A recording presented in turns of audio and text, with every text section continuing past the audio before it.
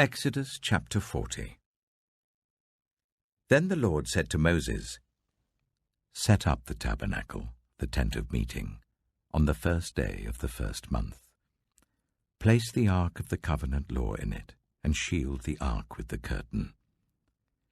Bring in the table, and set out what belongs on it.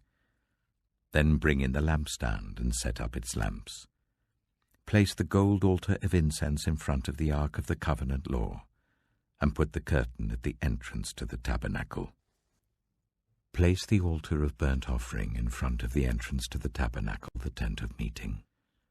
Place the basin between the tent of meeting and the altar, and put water in it.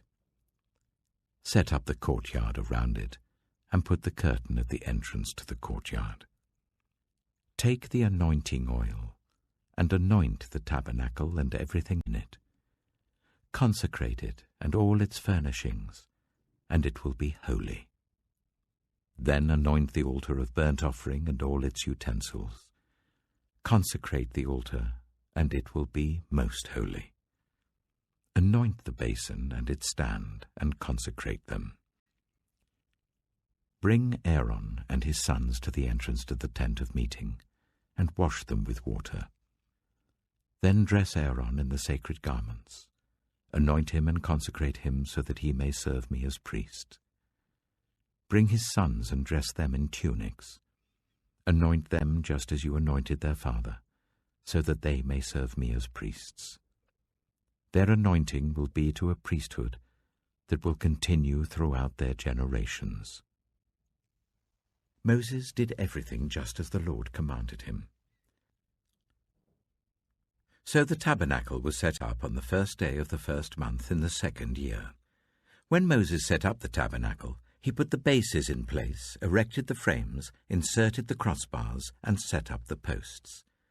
Then he spread the tent over the tabernacle and put the covering over the tent as the Lord commanded him.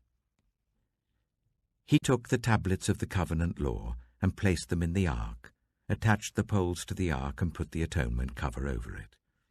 Then he brought the ark into the tabernacle and hung the shielding curtain, and shielded the ark of the covenant law, as the Lord commanded him. Moses placed the table in the tent of meeting on the north side of the tabernacle outside the curtain, and set out the bread on it before the Lord, as the Lord commanded him. He placed the lampstand in the tent of meeting opposite the table on the south side of the tabernacle, and set up the lamps before the Lord, as the Lord commanded him. Moses placed the gold altar in the tent of meeting in front of the curtain, and burned fragrant incense on it, as the Lord commanded him. Then he put up the curtain at the entrance to the tabernacle. He set the altar of burnt offering near the entrance to the tabernacle, the tent of meeting, and offered on it burnt offerings and grain offerings, as the Lord commanded him. He placed the basin between the tent of meeting and the altar and put water in it for washing, and Moses and Aaron and his sons used it to wash their hands and feet. They washed whenever they entered the tent of meeting or approached the altar, as the Lord commanded Moses. Then Moses set up the courtyard around the tabernacle and altar, and put the curtain at the entrance to the courtyard. And so Moses finished the work. Then the cloud covered the tent of meeting, and the glory of the Lord filled the tabernacle. Moses could not enter the tent of meeting because the cloud had settled on it, and the glory of the Lord filled the tabernacle. In all the travels of the Israelites, whenever the cloud lifted from above the tabernacle, they would set out. But if the cloud did not lift, they did not set out, until the day it lifted. So the cloud of the Lord was over the tabernacle by day, and fire was in the cloud by night, in the sight of all Israelites during their travels. The Book of Leviticus. Leviticus chapter 1. The Lord called to Moses and spoke to him from the tent of meeting. He said, "Speak to the Israelites and say to them, when anyone among you brings an offering to the Lord, Bring as your offering an animal from either the herd or the flock. If the offering is a burnt offering from the herd, you are to offer a male without defect. You must present it at the entrance to the tent of meeting, so that it will be acceptable to the Lord. You are to lay your hand on the head of the burnt offering, and it will be accepted on your behalf to make atonement for you. You are to slaughter the young bull before the Lord, and then Aaron's sons, the priests, shall bring the blood and splash it against the sides of the altar at the entrance to the tent of meeting. You are to skin the burnt offering and cut it into pieces. The sons of Aaron the priest are to put fire on the altar and arrange wood on the fire. Then Aaron's sons, the priests, shall arrange the pieces, including the head and the fat, on the wood that is burning on the altar.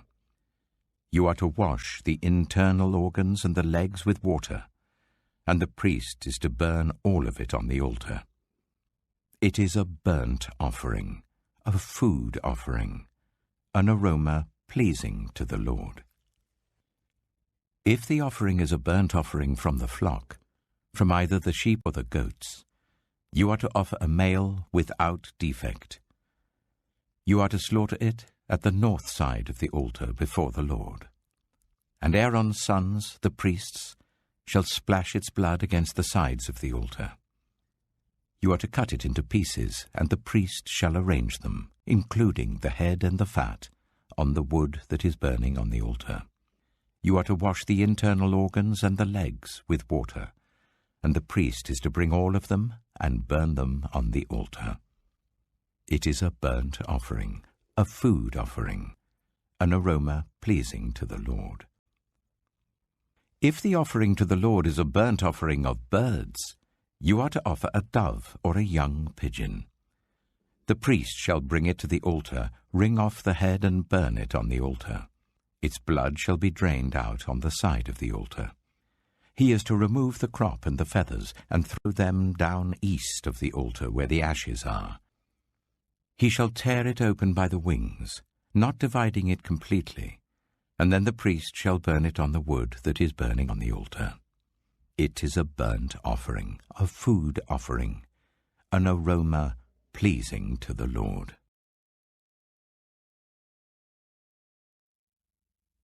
Psalm 36. I have a message from God in my heart concerning the sinfulness of the wicked.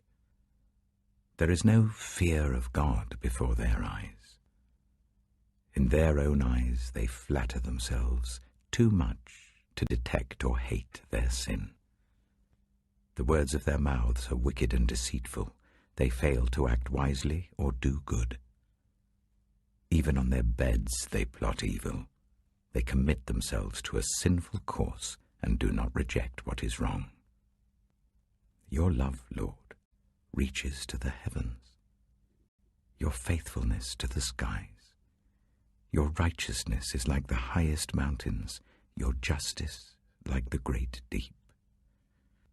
You, Lord, preserve both people and animals.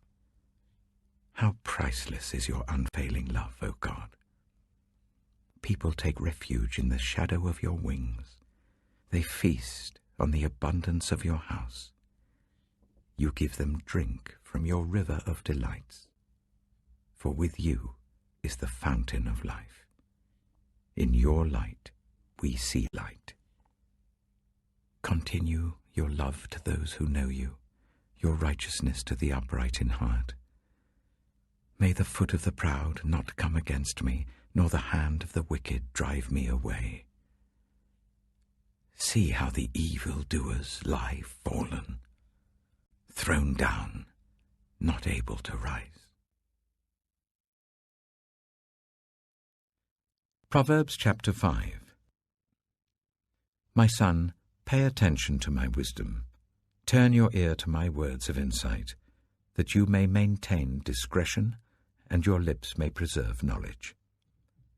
For the lips of the adulterous woman drip honey, and her speech is smoother than oil. But in the end she is bitter as gall, sharp as a double-edged sword. Her feet go down to death. Her steps lead straight to the grave. She gives no thought to the way of life. Her paths wander aimlessly, but she does not know it. Now then, my sons, listen to me. Do not turn aside from what I say. Keep to a path far from her. Do not go near the door of her house, lest you lose your honor to others and your dignity to one who is cruel, lest strangers feast on your wealth and your toil enrich the house of another. At the end of your life, you will groan when your flesh and body are spent. You will say, "How I hated discipline, how my heart spurned correction. I would not obey my teachers or turn my ear to my instructors, and I was soon in serious trouble in the assembly of God's people." Drink water from your own cistern, running water from your own well. Should your springs overflow in the streets, your streams of water in the public squares, let them be yours alone, never to be shared with strangers. May your fountain be blessed, and may you rejoice in the wife of your youth. A loving doe, a graceful deer, may her breasts satisfy you always. May you ever be intoxicated with her love. Why, my son, be intoxicated with another man's wife? Why embrace the bosom of a wayward woman? For your ways are in full view of the Lord, and he examines all your paths. The evil deeds of the wicked ensnare them. The cords of their sins hold them fast. For lack of discipline they will die, led astray by their own great folly.